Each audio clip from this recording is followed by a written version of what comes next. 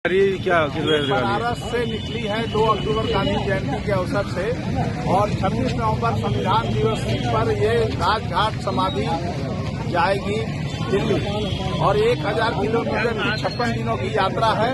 संविधान, लोकतंत्र, विरासत और सद्भावना की हिफाजत और उसे समाज में और मजबूती से कायम करने के लिए ये यात्रा निकली है।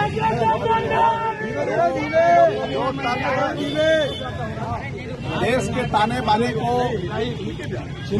बिखेरने में लगे हुए हैं, जो संविधान में इनकी आस्था नहीं है, जो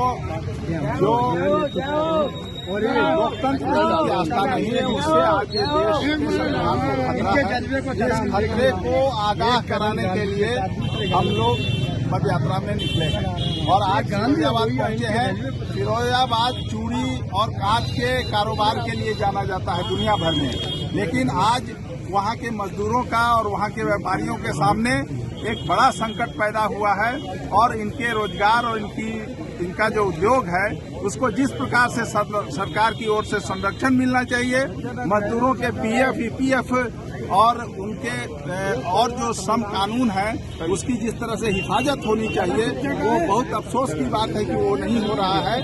और हम ये सारे संदेश जो जनता के मुद्दे हैं उनको भी इस पदयात्रा के दरमियान उठाते जा रहे हैं। ऐसा ही हम लोगों ने भदोही में कालीन उद्योग में लगे हुए व्यापारियों और कर्मचारियों के बारे में देखा, जाना, समझा और आज फिरोजाबाद में भी हम लोग वही देख रहे हैं कि सरकार केवल बड़े कॉरपोरेट के हित में काम कर रही है। छोटे व्यापारियों और जनता मजदूरों के हित में इस सरकार का कोई रुख और इसका रुझान नहीं है। तो ये बहुत अफसोस की बात है और हम चाहेंगे कि सरकार इसका संज्ञान ले और यहाँ के मजदूरों और यहाँ के छोटे व्यापारियों के पक्ष में वो कदम उठाए, और नहीं उठाती है तो हम जनता को इस सच्चाई को बताएंगे और चाहेंगे कि ऐसी सरकार जो जनता के पक्ष में खड़ी नहीं होती है उसे सबक सके। डॉक्टर लोहिया ने कहा था कि जब सड़कें सूनी हो जाती है तो संसद आवारा हो जाता है, तो संसद ही नहीं सरकार भी आवारा हो गई है। इसलिए हम सड़कों पर निकले हैं, सड़कों को आबाद करने के लिए निकले हैं, क्योंकि सड़कें सूनी न रहे। जो डॉक्टर लोहिया का संदेश था, उस संदेश और महात्मा गांधी के सत्याग्रह को मिलाकर जो सिविल नाफरमानी बनती है, उसी के तहत हम लोग इस पदयात्रा